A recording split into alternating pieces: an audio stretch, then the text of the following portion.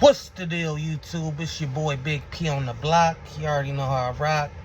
Back in this thangery with another bangery. You feel me? You new to the channel? Like, comment, subscribe. You're part of this G Nation.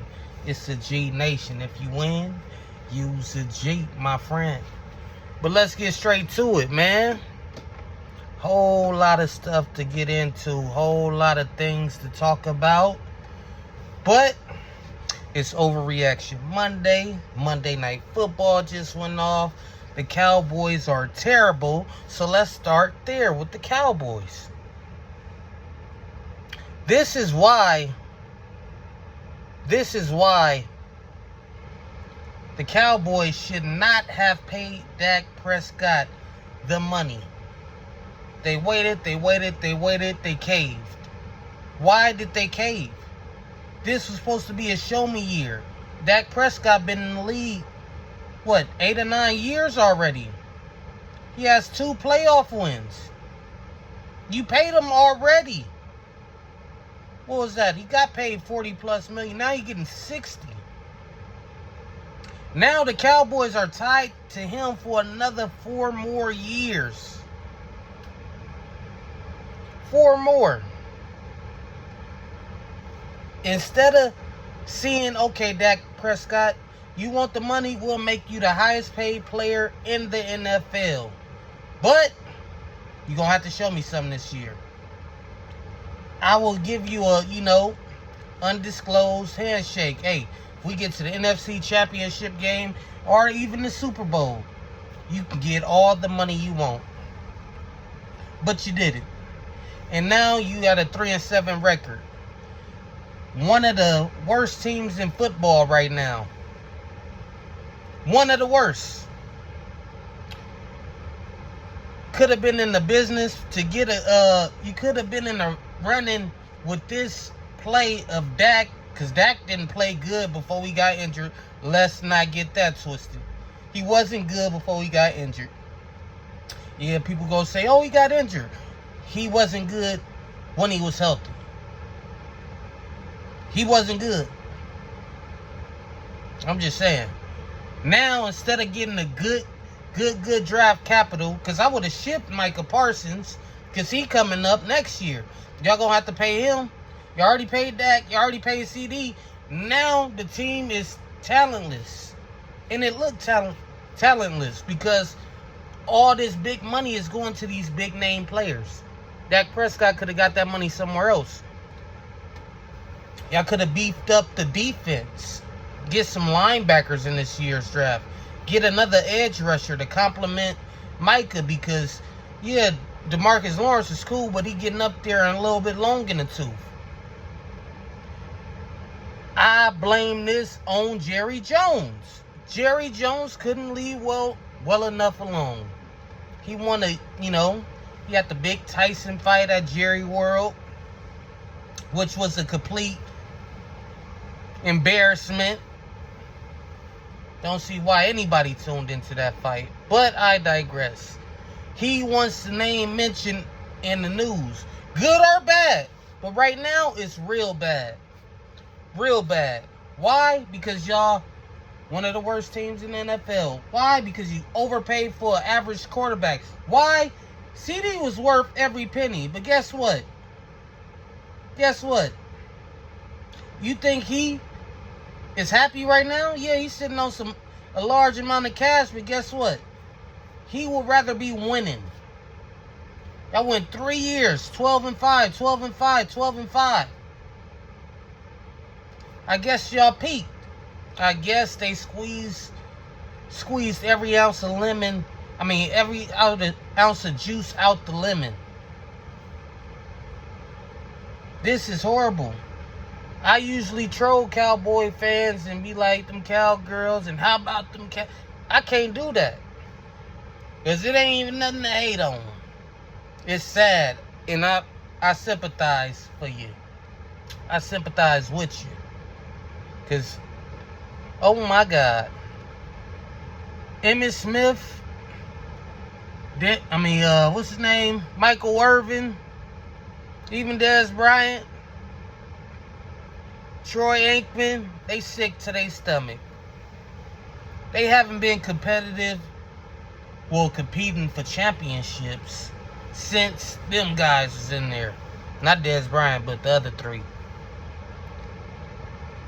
This is terrible. But let's switch it up to the what we seen on Sunday. I'm gonna go straight to my Bears and Packers game. It's never an easy fucking Sunday with the goddamn Packers for some reason. Why do they make every quarterback look like they had their best game? I don't know. Why does Jeff Hafley look like a fucking clone of Joe Barry? I don't know. He had the defense looking real good and aggressive, but now we can't generate a pass rush. We're not getting turnovers like we been leading the league in turnovers. I mean, the defense didn't. No, I'm not. Defense didn't play bad last game. They played horrible this game.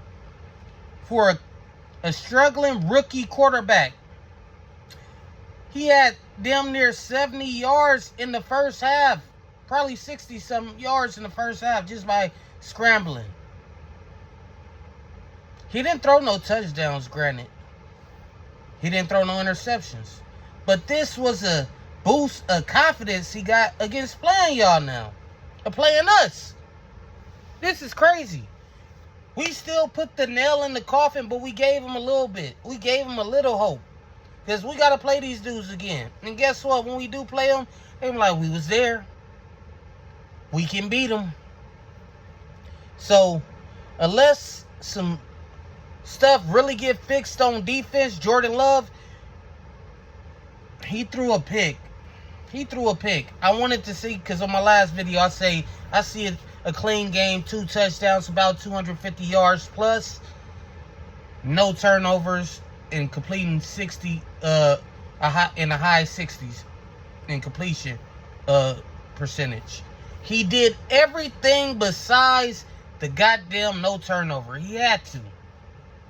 It's like Willie Beeman after he threw up or something. You know, after Willie Beeman threw up in the huddle, now I can play good. Because he was playing, he didn't have a bad game. He had a bad moment in that game that took points off the board. Because we could have stumped him right there. We was about to go, at the least, we'd have been up 10-3. And then, the defense. Let's go back to the Packers defense. These guys wasn't scoring in bunches like that.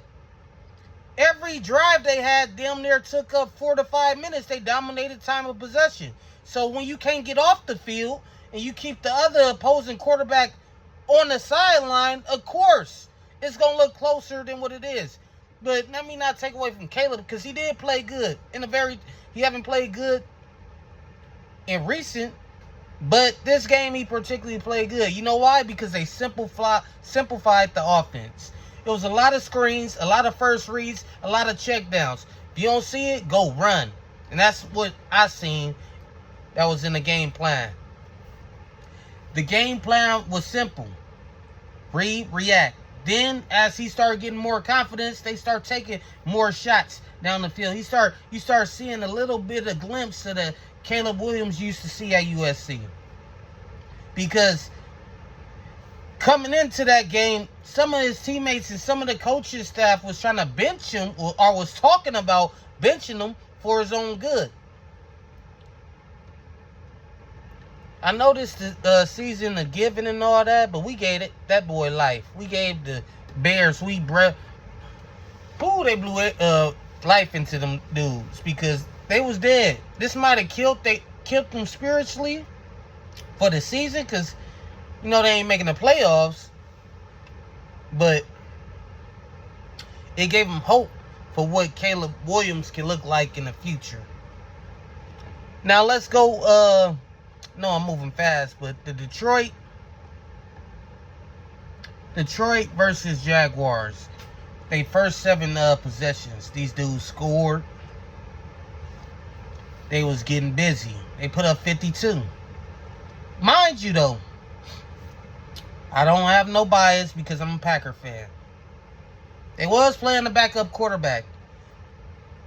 Trevor Lawrence was not playing.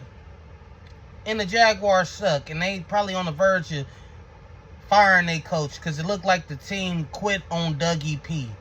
Doug Peterson do not inspire those athletes out there. You could clearly tell it. They quit on him. Now, let's get to Detroit. Are they for real? I believe they're a really good football team. I don't think they're for real because what? They blowing out a whole bunch of bad teams? They blew out a whole bunch of bad teams. Whole bunch of bad teams. They didn't blow the Packers out. Plus, the Packers gift wrapped to them a pick 6 thanks to J. Love Truly. But, do I believe in them? No, I believe they're the Cowboys of years past where, yeah, they could beat up on the tomato cans of the league like the Giants or the Jaguars or the Titans. And yeah, and they look, unstoppable. But it's like a fighter with a soft chin. You hit him right there, and if you get that right hit, because he might be good and got all the moves, but if you hit him right there and catch him, he gonna fold like a sack of potatoes. That's who Jared Goff is. He won a game, credit to him and credit to that team, by throwing 5 picks. 5 picks. Looked horrible. That right there cannot happen against the elite teams. That will get you beat come playoff time. Now, Jared Goff is good in my opinion. Probably a top 10 quarterback for sure in the league. But there's limitations to what he can do. If you can stop that run, that dual threat they got back there, shut the run game down, which a lot of teams can, Jared Goff will cease to exist. He doesn't make that offense just go because he's slinging it all around. No, everything is based on the running game. In my opinion. If the running back is struggling, the running backs ain't eating, Jared Goff ain't gonna eat. Amon-Ra St. Brown ain't gonna eat. None of them other dudes gonna eat. If them 2 backs not dominating. If that offensive line get a little bit antsy and not protecting Jared Goff, he's going to fold. Horrible under pressure. He's been better this year under pressure, but historically, horrible under pressure. And the last game I want to get to, is the Kansas City Chiefs versus the Buffalo Bills. Now, I get what everybody's saying. Oh, it's just a regular season. The Chiefs ain't got nothing to worry about. They said that about the Eagles last year. And all these close games that the Chiefs been having. The defense lay an egg this one game. The offense came back them. Now, when Jalen Hurts was winning with, last plays and everything, they was like, man, yeah, they winning, but they don't look right. Patrick Mahomes hasn't looked right in a while. We can all admit it. Don't be afraid to say it. He got 15 touchdowns, 11 interceptions. Tied with my quarterback for interceptions. But my quarterback got more touchdowns. And he only played in less games, so it's good and it's bad. But anyway, Mahomes is not playing well. He's not. And this team needs a run game, and it relies on the defense. And the Kansas City Chiefs defense haven't given up more than 30 since the 2022 year. Just think about that. They've been elite for a better of a year and a half, the defense. The defense been elite. But the offense have been middling. Then, Patrick find a way to win because, I'm not taking away. He's still great. He's still one of the greatest, young quarterbacks and quarterbacks of all time. I'm not calling him the GOAT because that's Brady title. And I stand by that. But the Chiefs look mortal. And they've been looking mortal. They damn near lost. Because people was telling me my team was lucky. But guess what? That happened to the Chiefs last week. Against the Broncos. If it wasn't for a special teams blunder where the O-line just let everybody damn near through, they would have had their first loss last week. But we ain't going to do what ifs.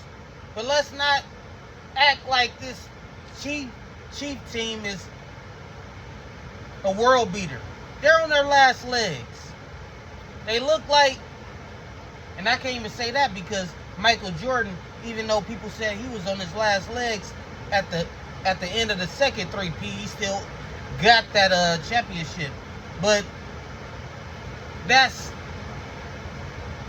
what it kind of resembles. It looked like a team that's relying on defense, and the quarterback, he's still playing. He can play good in spots, but right now he ain't got that certain aura or cachet.